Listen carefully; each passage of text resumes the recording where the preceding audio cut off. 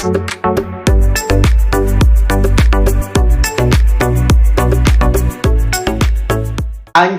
gila. Ini Nikita Mirzani cantik kali, sumpah. Kalian udah nonton video ini? Sumpah, aku fokus ke muka Nikita Mirzani. Glowing kali, cantik kali, sumpah. Ini mataku nggak salah ya, lihat dia ini. Sumpah, cantik kali. Dia udah ditahan beberapa bulan loh, tapi tetap seglowing itu loh. Mukanya bercahaya, tetap bercahaya. Nggak ada jelek-jeleknya sama sekali. Coba kalian tungguin nanti si abu-abu kalau udah ditahan. Kalau dia udah dijeruji besi, lihat mukanya. Sekarang aja pelangak-pelongok, apalagi udah di penjara. Nggak pelangak-pelongok lagi, tapi pelingik-pelingik. Aku jujur, demi Allah ini cantik kali. Nikmir, queen aku, semangat. Love you, miss you. Guys, kabar terbaru aku dengar-dengar Miss Gossip dijemput paksa. Karena udah jelas-jelas dia itu memfitnah dan kena UU ITE. Kenapa sih Miss Gossip seberani itu? Karena di belakang dia ada si geng sirkus. Mungkin tak apa dijanjikan sama si geng sirkus. Sampai-sampai si Miss Gossip itu seberani itu memfitnah Nikita Mirzani. Kalian lihat nanti reaksi si Miss Gossip jemput paksa. Aku yakin bakal jadi pasien ODGJ-nya Tenopi ini, si Miss Gossip ini. Bisa gila dia ini nanti nangis-nangis kayak orang gila. Breaking news, ada kabar terbaru bahwasanya Miss Gossip sudah dijemput paksa oleh pihak Polela. Kalau memang berita ini benar, mungkin saja laporan dari Bang Fahmi sudah diterima dan akhirnya mereka memutuskan untuk menjemput paksa Miss Gossip.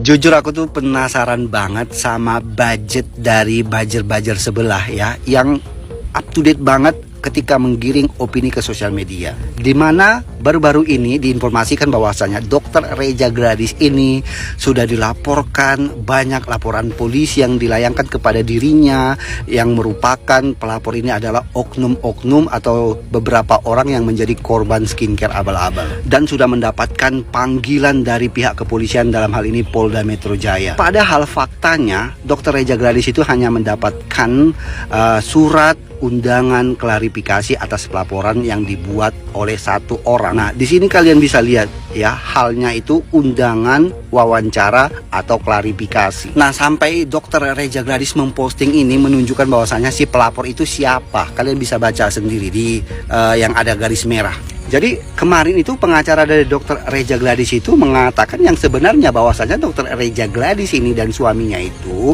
hadir di Polda bukan atas panggilan dari pihak kepolisian, melainkan undangan klarifikasi atau wawancara. Yang nggak habis pikirnya aku itu ya, orang-orang yang menggiring opini bahwasanya Dr. Reza Gladys ini sudah mendapatkan laporan polisi dari banyak orang dan sudah mendapatkan panggilan dari pihak kepolisian berkali-kali ya, itu adalah orang-orang yang notabene-nya itu tahu hukum atau yang memiliki background di bidang hukum. Tapi nggak tahu kenapa orang tersebut bisa ya meng-up suatu informasi ke sosial media bahwasanya Dr. Reza Gladys ini itu dipanggil atau telah mendapatkan panggilan dari pihak kepolisian Polda Metro Jaya. Padahal faktanya Dr. Reza Gladys ini hanya menerima atau mendapatkan undangan klarifikasi atau wawancara. Nah, orang tersebut atau yang notabene tahu hukum ini, dia bisa membedakan nggak sih apa itu undangan atau klarifikasi, apa itu panggilan dari pihak kepolisian?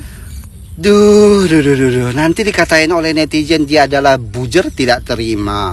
Lalu apa dong namanya kalau bukan bujer yang setiap saat up to date memberikan informasi dan memframing berita yang tidak valid? Lagi ribut soal undangan dan panggilan. Kita tahu bersama bahwa pihak Polda Metro Jaya melayangkan surat kepada DRG dan akhirnya sudah dipenuhi. Tapi di sini ada perbedaan pendapat antara pendukung Nikita Mirzani dan pendukung DRG. Kalau pendukung Nikita Mirzani mengatakan itu surat panggilan untuk klarifikasi. Apa bedanya undangan dan panggilan? Anda dikirimkan surat untuk datang, artinya Anda dipanggil. Tapi dari DRG maupun pendukungnya menolak mentah-mentah pernyataan dari pendukung Nikita Mirzani. Katanya DRG dan suami itu hanya diundang untuk wawancara. Jadi mereka diundang ke kantor polisi untuk wawancara. Biasanya itu ada panggilan dan undangan itu sudah sama dengan panggilan. Mungkin pemakaian bahasanya yang lebih sopan seperti itu. Sampai-sampai di post di story-nya Ibu DRG, diam digoreng. Ngomong juga sama. Jadi mending ngomong minimal yang nggak sulit hatinya bisa kebuka. Sebenarnya urusan pribadi tapi banyak yang kepo, berujung framing sana sini. Betul pengacara saya bilang tidak ada panggilan karena ini undangan wawancara, bukan panggilan. Oh pantasan pengacaranya DRG mengatakan tidak ada panggilan resmi karena ini bukan panggilan tapi undangan untuk wawancara. Netizen ini emang kadang-kadang raja tega sama Dokter Jagladis ya. Orang baru diundang klarifikasi aja udah dibilang dipanggil polisi. Katanya kalau datang ke kantor polisi itu cuma 2 alasan teman-teman. Kalau nggak bikin laporan ya karena dilaporkan. Tapi ya mari kita luruskan dikit ya. Secara hukum memang beda ya. Undangan klarifikasi biasanya dipakai di tahap awal penyelidikan. Statusnya belum saksi apalagi tersangka. Sementara panggilan itu udah diatur jelas ya di pasal 112 KUHP. Biasanya buat saksi atau tersangka yang wajib hadir dan bisa dijemput paksa kalau nggak datang. Tapi gini ya, mau namanya undangan, panggilan, atau bahkan ajakan reunian ya, kalau lu diminta datang ke kantor polisi karena laporan orang lain, ya lo tetap ya terlapor potensial. Jadi jangan terlalu defensif juga lah soal istilah ya kan. Biar nggak dibilang dipanggil, dibilanglah diundang. Besok-besok kalau mau tahap BAP, mungkin bakal dibilang diundang ngobrol serius. Dan netizen pun tetap bertanya hal yang sama ya, kenapa lo yang diundang bukan orang lain? Jadi hukum acara itu memang rapi dalam diksi ya, tapi buat publik satu hal yang sangat jelas.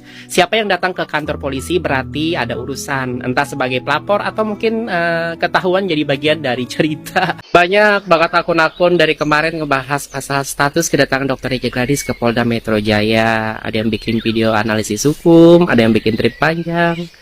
Bahkan si Dokter Jagladisnya sendiri sampai turun tangan loh guys.